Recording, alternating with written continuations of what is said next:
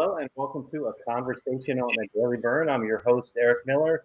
Today I'm joined by a really awesome green advocate, the Associate Director of Amazon Watch, Paul Paz y Mino. How you doing, Paul? I'm good. Thank you for having me. Yeah, thanks for taking some time to chat with me. I want to get into what Amazon Watch does and the importance of the work you're doing and protecting preservation and on the front lines in terms of divestiture and indigenous rights and so forth. And I'll share your website and how people can get involved. But just before we were jumping on here live, I asked you, we just started talking about Bernie a little bit, and you started to share a story about it when you first met him, and it sounds amazing, wonderful. One of those quintessential, authentic Bernie stories. Would you mind sharing that? Yeah, absolutely. Back in the early 90s, I was interning for Amnesty International in DC while I went to grad school. And I was walking the halls of Congress, I believe it was the Rayburn building, delivering information to congressional offices. And Bernie just came walking out the door as I was walking in, and I recognized him as a congressman and wanted to give the information directly to him, and it ended up being a 10-minute conversation about human rights and what I was, the work I was doing and why the US government wasn't leading in those areas. And it was a quintessential Bernie moment. Like, do you know how many other countries, of course he talked about healthcare and which other developed nations didn't yet offer, healthcare to their citizens as a human right. And it was truly inspiring. I mean, I told him years later, because I was invited to speak at a press conference that he gave in 2016 during the campaign about climate change. And afterwards I said, Bernie, when I met you then as a young intern, I thought, well, if there's a guy like this who's in Congress, maybe there's some hope for moving the US government in the right direction and doing the right thing. Of course, he went from being a congressman to a senator, and so many things have changed, and so many things now we talk about that people weren't talking about then. Yeah. So there has been change, even though, of course, I really wish he had won in 2016 and he had won this last time around, but he's still been an inspiration. Yeah, here. Thanks for sharing that. I love those moments of him, those anecdotes you hear of him just being an authentic, active listener. Like, he could have just handed you his card and said, here, call my office or whatever, right? Go away, kid, you bother me, that kind of stuff, right? But the fact that he stopped and engaged you, and I'm sure it was eye contact, and I'm sure he heard you, right? It was that's amazing. Yeah, the real deal. Yeah, thanks for sharing that. And so let's talk about Amazon Watch. It's amazonwatch.org, and I'll pull up the website and so forth. But can you just succinctly talk? What's the mission of Amazon Watch? Sure. And we're actually just entering our 25th year. This March, we will celebrate 25 years. Amazon Watch is a US-based nonprofit that works to defend the Amazon and advance the rights of indigenous peoples. So the way we do our work is through partnerships directly with indigenous communities that are on the front lines of protecting their territories from incursions from deforestation caused by agribusiness, oil extraction, mining, whatever the cause is. These communities are protecting the rainforest and their rights on really to the benefit of the world.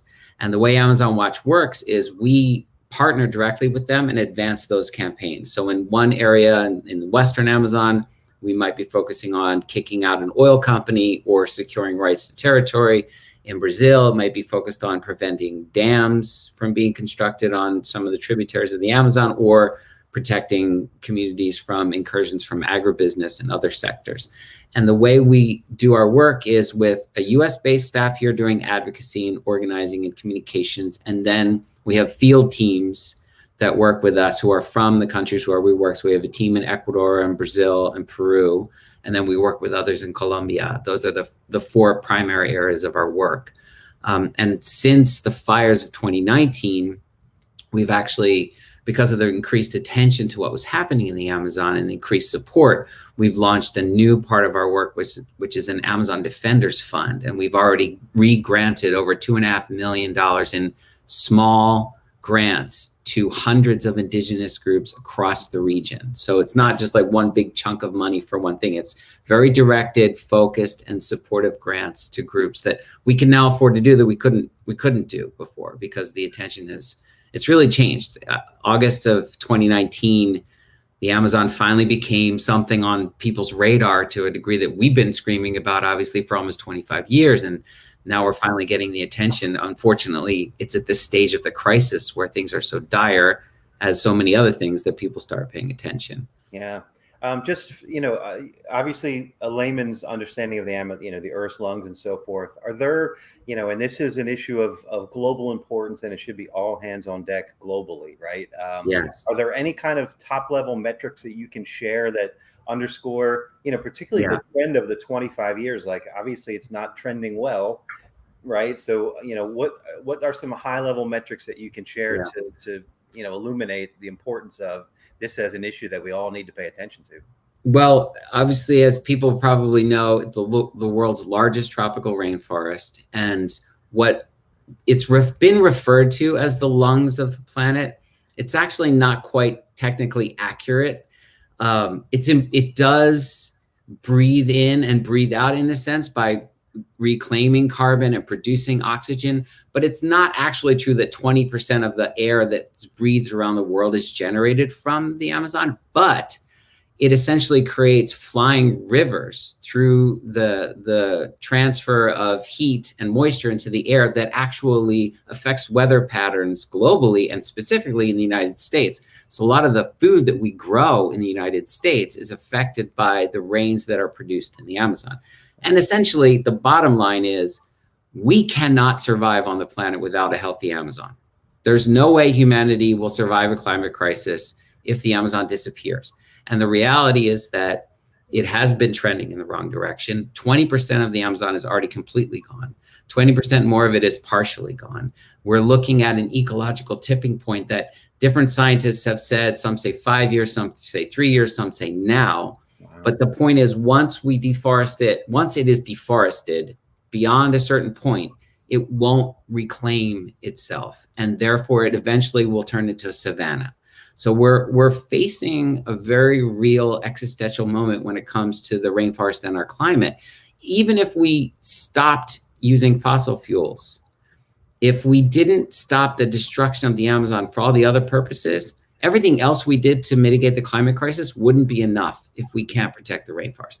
But the hope is, the good thing is, unlike so many other fights that we have, there are already communities who are defending the rainforest, and the most effective way to protect it is to advance their rights, because we have our own advocates as climate advocates in indigenous communities. The world's biodiversity is in the hands of indigenous peoples, and most of the Amazon rainforest is in territory that should be recognized as indigenous territory. So if we defend their rights and advance support to them, it will protect the rainforest for all of us. Now, that doesn't mean we don't all have things that we need to do, but there's hope in that there's a really effective and just, I would say, strategy towards solving this one piece of the climate crisis, which is stopping deforestation and extraction. And the Amazon, it touches 9 different countries. There are over 400 different indigenous ethnicities across it, many uncontacted, voluntary isolated tribes who continue to survive the way they have for thousands of years, who are all at risk because of COVID. And so the crisis, we've all been dealing with the coronavirus crisis, of course, since last year. But prior to that, the Amazon was already in crisis because of the fires that were so much worse in 2019 than in prior years. And this last year, over 2,500 major fires burned in the Amazon this past fall, August through November, actually, even worse than in 2019. We're talking about 5.4 million acres, which is 2.2 million hectares in Brazil alone. And a lot of this, almost half, were in standing primary forests. So what happens is that this is a prelude to, this is part of the deforestation process. And one of the things that Amazon Watchers work so hard to try to do is dispel this myth that there are wildfires like we have in California. This is arson set to extract. So the roads are cut into territories, trees are cut down, and then it's burned to clear that land. And this says the reason it's increased is political. This followed the election of Bolsonaro in Brazil. And that's why we saw the increase there. And that's why we've seen it year after year. So if we don't push back on that, he is quickly accelerating the destruction of the Amazon that I mentioned before was so precariously close to the edge of essentially a point of no return. Right. Yeah. Boy, I was going to ask about Bolsonaro specifically, but are there other, obviously that's the biggest enemy politically speaking, right? Are there, the other countries, the leaders of the other countries, that touch the Amazon, like you said, the other three principles and the other 5 or 6, how do they stand politically? Are they are they cut from the Bolsonaro cloth, right? Or are they, a little bit more favorable? Well, first I would say I would put Bolsonaro kind of in a category all of his own, because he's so atrocious. I mean, he's such a racist. He's such a misogynist. He's just a vile human being. He has said horrific things that I won't even repeat about indigenous peoples and others. Now, that's not saying that the politics don't align in certain areas with other countries. There's usually different financial forces at play here. In the Western Amazon, the threats to the region are much more about extraction from mining, oil, and gas. And many countries like Ecuador, for example, have been leveraged up to their eyeballs in debt to China that must be paid back in oil extraction. And it's important to note that if someone were to drill all of the oil in the entire Amazon, it would amount to a few months of global supply. So we're not talking about that much in the global perspective, but the consequence, of course, would be devastating. However, many of these countries, Peru and Ecuador specifically, have much of their Amazon parceled out into oil blocks that they auction out to international oil companies and to other governments. And so they've leveraged their debt. And of course, they're suffering even more so now because of the coronavirus. Tourism is down. Ecuador's tourist industry was the strongest part of its economy, and that's been decimated by coronavirus. So they're looking to oil to make up the difference. And the consequence is the future of our most important tropical rainforest. Not only that, the people that are living there. So they're drilling now on territory where indigenous communities have been fighting for 100 years, or more than 100 years, but hundreds of years from outside incursions, but since the 1960s for oil extraction. Yeah. Wow.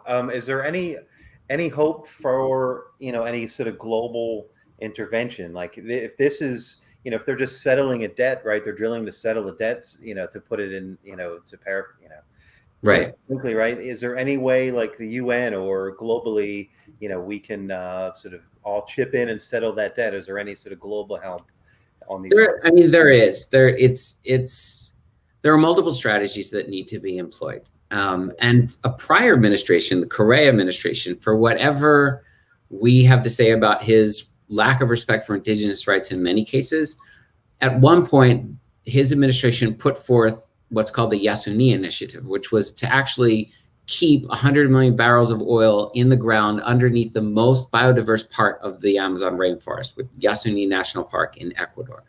And he appealed to the world governments to say, if you will pay essentially for us to keep this in the ground, we'll protect this for the benefit of everybody. Right. And Germany coughed up several $1 million. It essentially fell flat. I think it was a little bit ahead of its time. The climate crisis has reached a level of awareness now that it wasn't 10 years ago. And this was in 2009, I believe, that this was first proposed.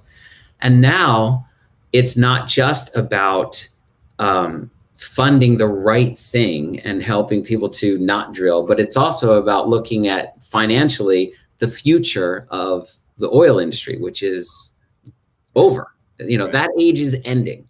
And so the big financial actors behind it are already seeing that happening. Chevron has lost hundreds of millions of dollars in value, and they're going to continue to do so. Now, these are like dying animals with their backs against the wall that are, exacting as much destruction as they can in the meantime, but the writing is on the wall. And so if we can move industries that actually have the money to invest in the right thing instead, to their own benefit, as well as financially, to their own financial benefit, but also to their human benefit to surviving on the planet, because these are people these companies are people who drive them. We think of them as big corporate logos, but there's a human being there with families that are affected by this. And so what we're doing is, as Amazon Watch and the climate movement, is impressing upon them not only the financial sense of shifting away from this, but also the just process of divesting from extraction and deforestation. Right. And we're starting to see traction there. Amazon Watch released a report a few months ago, Complicity in Destruction 3. And it was basically how global corporations were in the Western Amazon, in the Eastern Amazon, in this part in Brazil, were benefiting from extraction and deforestation. And they invested $18 billion, 9 different companies from 2017 to 2020. We're talking about BlackRock, Citigroup, JP Morgan Chase, Vanguard, Bank of America. They're starting to say things that 10 years ago they weren't saying. BlackRock is finally saying we're going to start taking a climate perspective into how we manage our investments and encourage others to invest. We need to move them a long way, but to go from where we've gone to this point as a movement in this short period of time is really encouraging. Right. Once these corporations move, Bolsonaro and others like him, they lose their ability to do this. This is not just their political will. It's because they're making money off it and they have financial backers behind it. And that's why everyday citizens can have a role to play in the solution. Even if you're not a Brazilian citizen, you can put pressure on Bolsonaro to do the right thing by going to BlackRock and these other banks and joining movements to do that. Now, I would argue, and I'm sorry I keep going on and on, but the one thing always connects to the other, right? We're looking at this incoming administration, and it's critically important that the Biden administration enact financial policies that encourage these banks not to invest in deforestation. Right. And if they want to take climate, we heard him mention the Amazon twice, when he debated Bernie and again when he debated Trump. And so I was shocked. I mean, he not only did he say the oil industry is going to go away, but the deforestation in the Amazon has to stop. So a broad coalition of groups is bringing messages to the administration to say, if you want to do that, these are concrete steps that you need to accept and adhere to in order to protect it. And number one on the list is stopping the financing and the profiting from the extraction and deforestation from U.S. banks and companies, and make it U.S. policy. Right. So whether Kerry is going to do that, it remains to be seen. I'm not incredibly hopeful. I saw a comment today he made about Plan Colombia, which just I want to ask you about some of the cabinet appointments. So, the all-in approach is there's a carrot and a stick, right? So the carrot is, hey, you can make better money over here, and the stick is, regulations and so forth, right? Which, we can talk about that in the Biden administration. So, you said about, corporations are people, right? They're people behind some of these decisions, right? That's a tough one because they're amoral, right? They're not guided by morality, right? So you do really have to give them the carrot, right? Vale's not going to stop mining, and, stop that lucrative portion of their business. They need something else to invest in, right? So, so, how does that, what does that look like? I mean, how have there been? Well, they need both. They need both. One of the things that we do, which I think has proven to be incredibly effective, is, as an organization, our goal is to advance the message of our indigenous partners, to help create space so that their voices are heard. Right. And so I'll give you a good example. GeoPark is a Chilean oil company that had a concession in Peru to extract oil in a block called Block 64. The Achuar and the Wampis nations both were in that territory. So we brought leaders from those communities to the annual general meeting of GeoPark in Chile.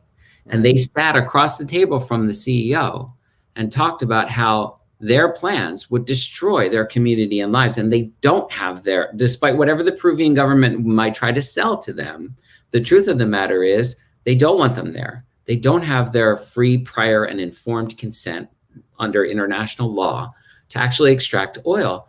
And, it's not one meeting that does it, right? But that human connection, in addition to the advocacy, the international pressure, and then the broader campaigning, that brought the victory. They left. They said, we're done. We're out of here. It's not either, they can make whatever excuses to their shareholders they want and say, well, it's not financially viable. ConocoPhillips, Talisman Industry, GeoPark, all these oil companies have been kicked out of these communities because they face that kind of resistance. And because when one person goes to confront them, they know that comes along with pressure from so many more people and other organizations. And that's essentially what we have to do when it comes to pushing the US government, pushing BlackRock. So we bring indigenous leaders. Larry Fink was confronted directly by a Brazilian indigenous leader that we have worked with for years, a couple years ago. And at first, he completely dismissed him. He didn't even respond to his question.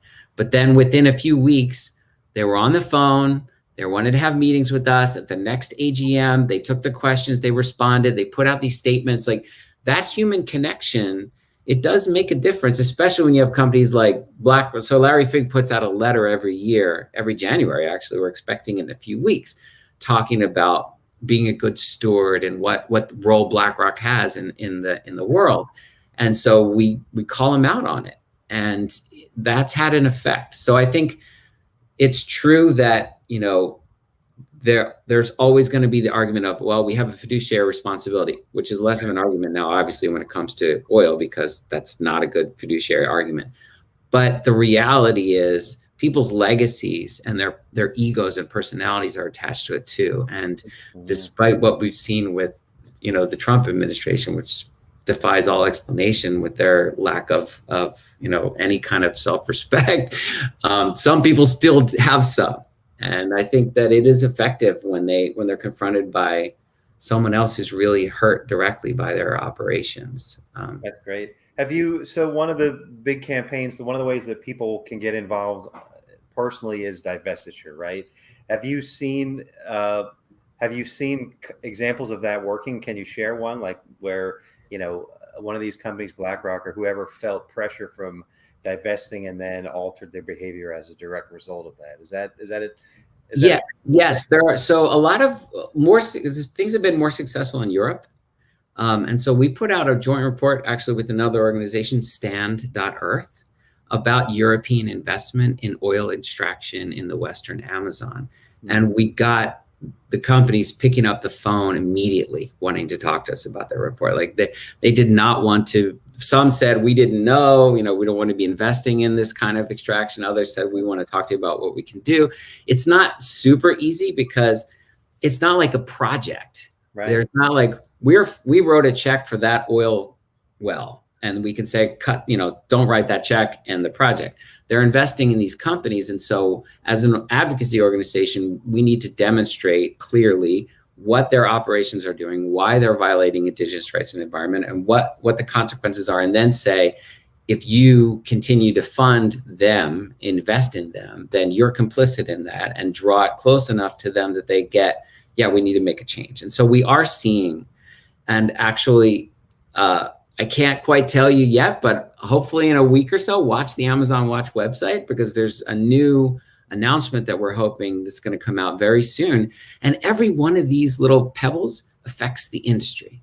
Just like that one meeting affects the CEO, every one of these decisions affects the next. So whether it's members of the European Parliament saying, we don't want to support, a Mercosur agreement with Bolsonaro until he agrees to stop violating indigenous rights, time after time, those statements start to build up. Right. The question is, can we get it done in time? Because as I mentioned, it's all a race and we're close to the edge. Yeah. So you mentioned a website, and I just want to pull it up, right? There's tons of content on here. This is the report you mentioned, Complicity and Destruction 3. And I'm going to close on one of your videos. It's like maybe 2 minutes about complicity and destruction, that report. There are ways to take action, get involved. Obviously, there's a donate button up here is a huge deal. If you can throw a couple dollars to Amazon Watch, we all kind of need that. But one of the amazing things on your site is the news, right? So there is frontline reporting from all over the world, right? So, and it's fresh, current news. Take action, get involved. You're talking about putting pressure on the Biden administration already and so forth. There's no honeymoon period, as some corporate Democrats might hope for, and so forth, right? So you're Yeah. you're really at the front lines on a lot of these stories and issues and so forth. Do you want to talk a little bit about the website? Yeah, sure. I mean, our primary goal there is to provide not only information about the Amazon, but outlets to take action and to connect as much as possible with communities who are on the front lines of protecting the rainforest. And so you'll see in our blog, especially, direct stories from what our campaigns are about, how they're having an effect on the ground, and messages from our Indigenous allies. We just actually posted one not too long ago from a woman named Nina Gualinga, she's from a community, Sariaku, in Ecuador, but her father is actually from Sweden. So she's grown up, in between two cultures. And Nina talks about her work with Indigenous women and our support for their work, because everything that I've mentioned, as difficult as it is for these communities, it's 10 times harder for Indigenous women in those communities, and they're facing sexual as well as political violence and pressure. I mean, we're talking about countries where it's the most dangerous place in the world to be an environmental defender of any sort, and even more so if you're an Indigenous person suffering the type of repression and racism that they face in all of these cultures. And so add on top of that how hard it is to be a woman. And so we've specifically worked with many Indigenous women from the beginning. Amazon Watch was founded by a woman, and our executive director, who's in that picture, when she testified before Congress, Leila Salazar Lopez, another longtime women's rights activist. This is a critical part for us as who we are as an organization. And so you'll see these kinds of stories and understand how that connects to the broader climate work if you're interested and you're looking there. And then, as you mentioned, obviously the donate page is an incredibly important part, because we don't take any money from governments. We don't take money from big corporations. We do all of this work and have for 25 years from donors, from a group of foundations, more progressive foundations, and then individual donors. So that's an important part of our work for sure. That's great. Yeah, so please go. It's amazonwatch.org, and you can go make a donation now and subscribe to their socials. I put Amazon Watch on Twitter as Paul's handle, but you can also follow you directly. You're Paul Paz on Twitter, right? And you have an active account as well.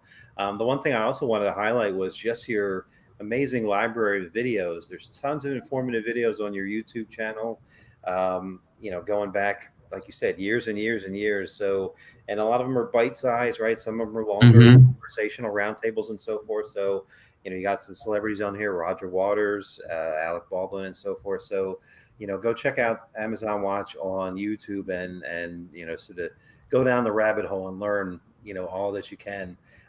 Since I have this here, this clip of Roger Waters, this is the story of Stephen Donziger. Would you mind sharing? I know that's a hot topic of the day. Would you mind sharing? Yeah, I will. And I will do my best to make this succinct and explain the big issues here, because it is such a crazy, complicated, and horrific story, actually frightening story for anybody who believes in standing up to corporate power.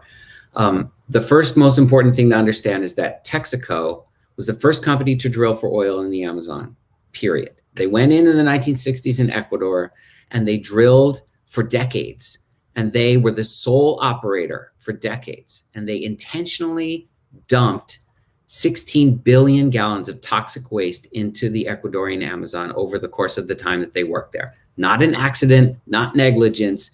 To save some money, they dumped toxic waste into the rainforest where Indigenous peoples were. They systematically poisoned the drinking water for decades. And then they left, said, we're done with it, spent $40 million on a corrupt agreement with the then very oil-friendly government of Ecuador to push dirt over top of the pits of oil waste, some of the pits they created, and said, we're out of here. And then Indigenous peoples sued them.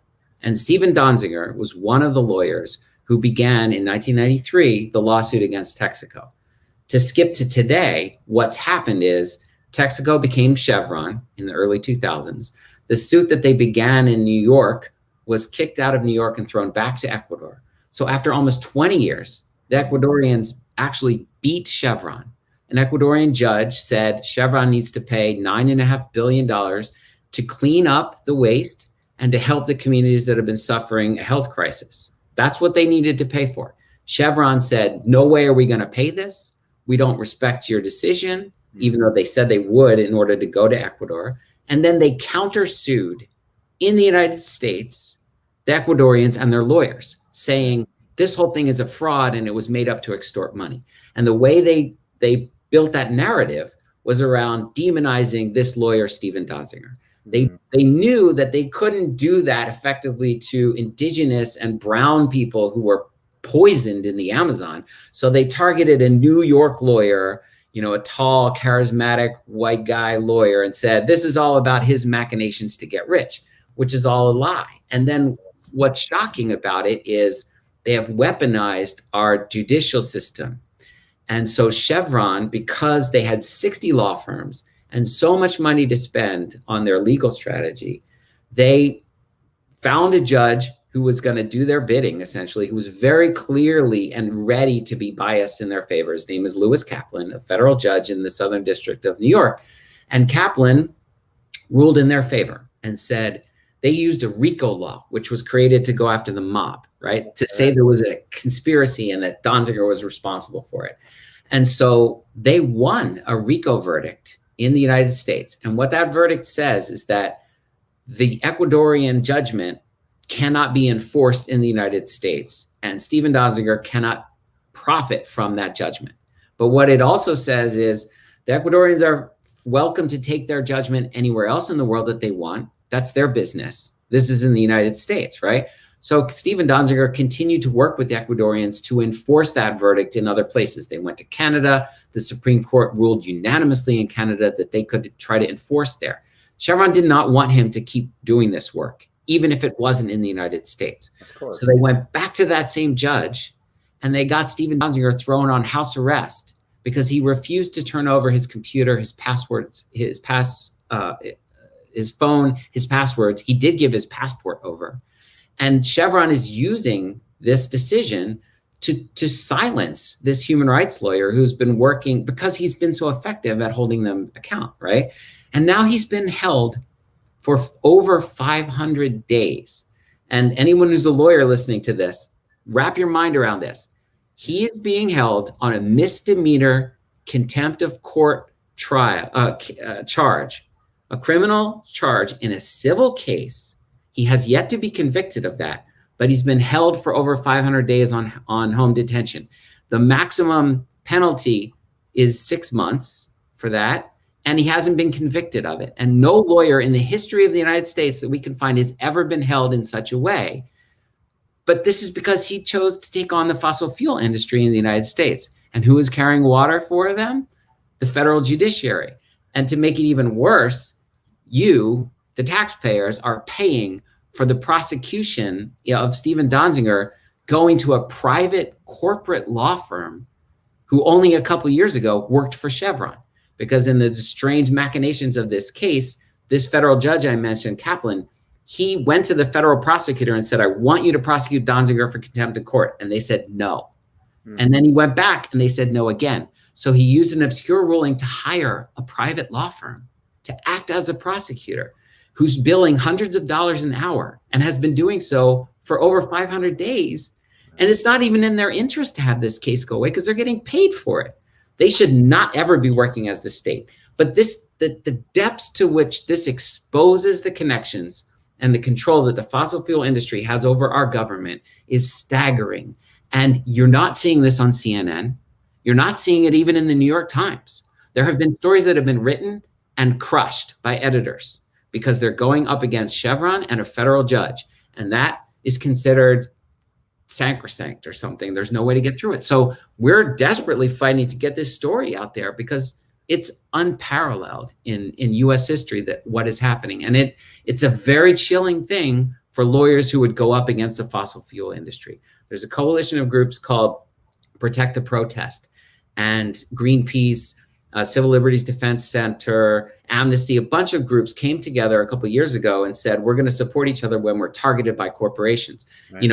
Greenpeace was sued over the Dakota Access Pipeline by Energy Transfer Partners under the same RICO thing and slander and all. They made up these insane cases, and it's a slap suit, which is a strategic lawsuit against public participation.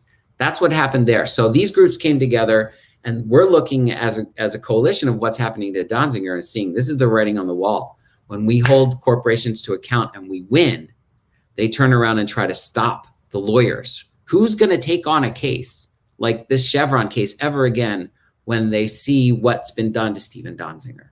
Right. So on our site, there's an action for Stephen. Our pressure right now is against Representative Jerry Nadler. We want him to hold a hearing to investigate what's happened in this case. And Our Revolution started their own action on this as well. I don't have the URL for it, but if you go to AmazonWatch.org, you can find out on our actions page. And I'm sorry it takes so long to explain, but this is unbelievable. Yeah, I mean, it's a complex story, and I'm glad you did. You know, is there any hope? You know, when I hear a story like that, my first thought is like, is there any hope of sending the State Department to, you know, it's like a political prisoner in a way, right? And obviously under the Trump administration, there is not. But then I think, you know, could that change, you know, in the Biden administration? Like, how do you see this playing out? Is there any, aside from the you know, Judiciary Committee looking into it through Nadler or whatever, is there any other, you know, there is thing? The hope that I have is that when we finally find out who the new Attorney General is going to be, that individuals and Congress writes to the new AG and says, we'd like the Justice Department to review this situation, because technically when the federal prosecutor declined to take this case, they were telling the judge, this is not something we should be doing. You know, they said they wouldn't have the resources, but that's, you know, they wouldn't come out and say, no, we think you're crazy. They would just say, yeah, we can't get involved. So it's within the purview of the Justice Department to look at that decision and go, maybe we should take this back and then dismiss the charges. He's already served 500 days, and, you know, the whole thing is insane anyway. So obviously with Bill Barr, what luck are you going to have there? So I've been checking the news every day on who's the new Attorney General nominee going to be, because the moment that happens, we'll be sending letters to that person asking them to get involved. Great. Yeah. And you know, that is indicative of a tactic that they want to use repeatedly, right? So, you know, you can't let them get away with it, because they're, like you said, that I hadn't heard that acronym before, SLAP, but I'm sure that's a normal tactic for them, just to, you know, and the acronym is, you know, insulting in of itself. Yeah. Just slapping down, you know, the opposition, if you will. How about other members of the Biden administration? You know, you mentioned BlackRock. I know there was a couple appointees that had ties to BlackRock. John Kerry's the climate czar. The climate czar. What do you think of you know, his pick? Is there anything to be optimistic about there, or? I don't know if I go so far as to say optimistic. I might have said more. I might have been more optimistic until today, when he said Plan Colombia was a model to be looked at for moving the future. Because Plan Colombia, and I've been doing work on human rights in Colombia since 1992. And actually with the Institute for Policy Studies suing the CIA under FOIA to get more information about the US government's connection to paramilitaries and atrocities in Colombia. It's absolutely in no way a model. And if he's going to be a climate czar, then he needs to prove that he's really committed to ending emissions, which must include phasing out fossil fuels and protecting rights. So if we hear the kind of language coming from him that, you know, that we actually heard from Biden on the stage about the oil industry, then I'll be more hopeful. But we haven't heard that yet. You know, we need to be talking about a managed decline of fossil fuels. And obviously, you know, the Green New Deal is a great way for that to be visualized as a movement forward for our country and essentially the planet.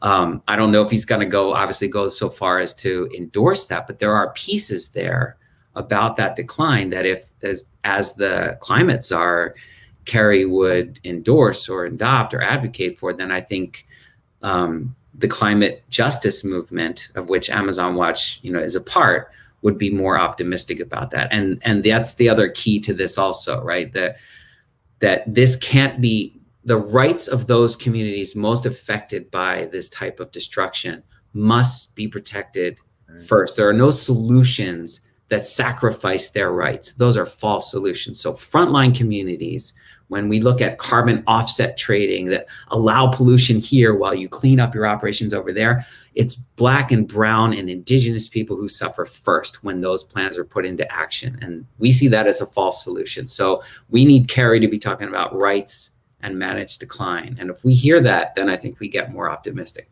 Now, having Deb Haaland nominated as the Secretary of Interior is a fantastic sign. And, we were all overjoyed. I mean, literally people in tears at how amazing that was. It was a little bit sad to lose such a great advocate in Congress, right. But I think she can do so much if she's confirmed, as in that position. So there are reasons to be hopeful. And, but I'm sure, as you probably agree, and everybody listening agrees, now is not the time to let up on the pressure. It's the time to actually put more pressure forward, because the moment we do and they get complacent, we're all in trouble. So, we're not writing people off. It's not like, oh, well, we can't deal with them, but we really need to pressure people like Kerry, and especially when it comes to the BlackRock finance appointments too. There's no time to let them sneak by with things that we all know are not real solutions. Even with people who are seen as environmental defenders, like here in California, where we have a governor who has said and done much more than his predecessor when it comes to climate change, but is still granting permits for oil and gas in California, for new oil and gas. That can't happen. Right. Gavin Newsom, he knows that. So we can't let him continue to do that and talk out of both sides of the mouth. And, the good news is the movement is so much bigger than it's ever been before. Yeah. And the crisis is right here. People get it in a way they haven't gotten it before. So there's cause to be hopeful, because activism is really on the rise, I think, when it comes to that. And I've been with Amazon Watch since 2007. And I've been doing this human rights work now for 25, 27 years, something like that. And it does feel more hopeful in a lot, despite how insane things are. And, what we're seeing from the US government, there are reasons, I think, to be optimistic about the next wave of activism and pressure and engagement. It's just, do we have enough runway, right? Yes. That's the biggest if. We needed to be this way with Carter. When Carter was elected and put those solar panels on the roof, if we'd started then the way we are now, we'd be in great shape. Yeah. I said I wanted to close on that video, but one thing I want to just, ask you to speak on a little bit, just to paint the picture a little bit more, the indigenous people on the front lines of these issues, right? We might see these stories in our news feed about, there was a guy in Honduras, a reporter that got assassinated just this week, right? He was a climate journalist, right? We see these stories, they're little data points, right? Can you just paint the picture of, like, humanize these frontline indigenous workers, that are fighting this fight? Like, what do their days look like? What are they, what are their day-to-day struggles? And, this is who we're helping, right? So can you humanize them a bit? Tell us their story. Yeah. Thanks for saying that, because it's true. Like, for me, working with Amazon Watch for so long, I kind of take it for granted. And when you say Indigenous Earth Defender, some people don't really understand what that means. What are the consequences? And obviously it varies so much from community to community and individual, but for the most part, like the groups that we're working with as an organization, these are communities that are very well organized, that are surviving many of them as they traditionally have for millennia, but also, at the end of the day, they're sending their leaders to their state capital, to their federal capital, to the COP, the UN climate meeting, and they're bringing the community message of, here's what we've seen happen to our forest over these generations, why it is changing, and why we need your help now to prevent the further destruction of it. And so there's a great level of sophistication, but then they can also go back to surviving and living in a very simple and harmonious way. I mean, the objective for many of these communities is, we have what we need from the forest. It's our supermarket, it's our pharmacy, it's where our family thrives and grows. And it's at risk because now we can't fish here because of the oil spill, the almost daily oil spills in Ecuador and Peru. So while one community is having to rely on support from outside food, and we'll work with groups to provide relief, another is sending advocates to the courthouse to say, okay, we're going to file a suit against the government for not cleaning up the oil spill. There was the worst oil spill in 15 years in Ecuador almost a year ago, and it still hasn't been cleaned up from these new operations. So the burden is for these indigenous leaders to help their own families survive, but also be advocates on behalf of their community. And there are some tremendous leaders, Sonia Guajajara from Brazil, who is the head of the Association of Indigenous Peoples of Brazil, APIB, who we co-produced that report with, Complicity and Destruction 2.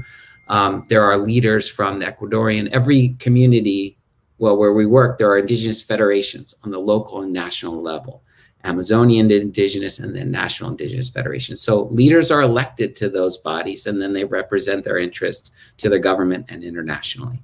And so to speak out, it means risking reprisal on the local level and then ridicule and reprisal on a national and international level. There were over 200 Earth defenders killed in 2019 in Latin America.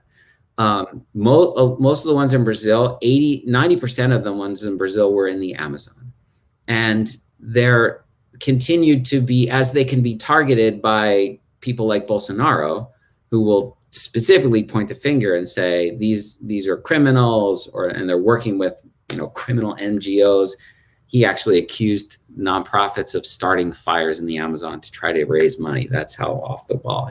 But the threat is real, and many of these defenders are murdered just for speaking out. It can be local loggers that are killing them. It can be threats from their international travel that they have to do, and now, of course, because of COVID, because we're looking at a potential ethnocide of communities who could be completely wiped out by the virus. Right. And there's been over 1.5 million confirmed cases of COVID across the Amazon, tens of thousands of deaths of indigenous peoples, and many indigenous elders who are, essentially the wisdom keepers of those communities. And it's a real devastating loss for them. So they're grappling with, the daily things that we all do with their families and food and shelter and what they have to do to survive this crisis. And then they're grappling with the political pressure. In some cases, they're the scapegoats of societies. In Peru, where indigenous people are characterized as holding back development. Right. It changes from society to society, but they're always the last group on that hierarchy of communities. They're always indigenous peoples here in the United States too. They're often the forgotten peoples, and it's the same there. So our work is to make sure that they can fight back against that and be recognized and protected. Yeah. So they stand. Earth defenders is a great term. They stand between, basically our survival and the profit motive, right? So when when they're at the spearhead of that, I imagine, there's a lot of enemies, right? There are a lot of, powerful enemies. If only they weren't there to obstruct this, we could, our next quarterly earnings would be, so much more or whatever, right? And, that's a global issue that comes down to individuals in individual communities, right?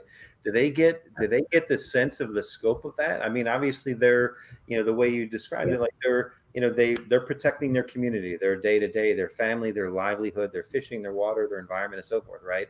But do they, generally speaking, do those communities, and it's made up of humans, so there's good and bad within those communities, I assume, right? But do they get the scope of what they mean, what their survival means beyond just their personal survival? Do they get that? Yeah, they do. I mean, and the same kind of tools that we have to connect with each other, they have and are making use of as well. So when the movement in Brazil is coming up against Bolsonaro, they're allied with folks in Ecuador and Peru and Colombia and other countries who are battling some of the same things. And they understand that their struggles are tied together.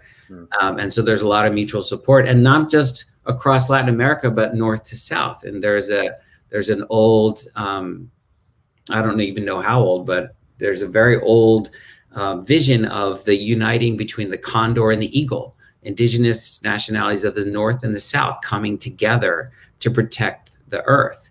And we're seeing, First Nations in Canada, Native Americans in the United States, and indigenous peoples in Ecuador and parts of the Amazon aligning, mostly to come against the fossil fuel industry, because that's the greatest threat to all of them. And in many ways, the greatest threat to all of us on the planet. Right. But they're very aware that this is a movement for survival of the planet as well as survival of their communities. Wow. And that's why, as I said in the beginning, that's why this is a hopeful fight, because some fights are very hard to figure out what the solution is going to be. This one, it's not hard. We have people already there saying, we will protect and defend this thing that is so vital to all of our survival on the earth. Just stand with us. Yeah. And that's kind of been our message for 25 years. And now it's finally taking hold, I think. Amazing. So yeah, thanks for taking the time to chat with me. I could talk to you for hours and hours. I'd love to have you back. Absolutely. As we get further into the Biden administration, we can talk about how terrible they're being and whatnot. It's AmazonWatch.org. Go subscribe to their newsletter, make a donation, go like their socials, share this video. There are a lot of sign the petition, get involved in Stephen's case, right? There are some frontline battles that we need. This is a global issue and we need all hands on deck, right? So, we're all quarantined. We're not going to movies. We're not going to restaurants. Make your donation. Right. If you have some extra money, throw it to AmazonWatch.org. And I'm going to close out on the Complicity and Destruction 3 video. I assume there's a 1 and 2, so go back and watch those as well. And this is tied to the report, which you kind of gave a little bit of a teaser of earlier. Can you give me just a quick summary of that report? What's that about?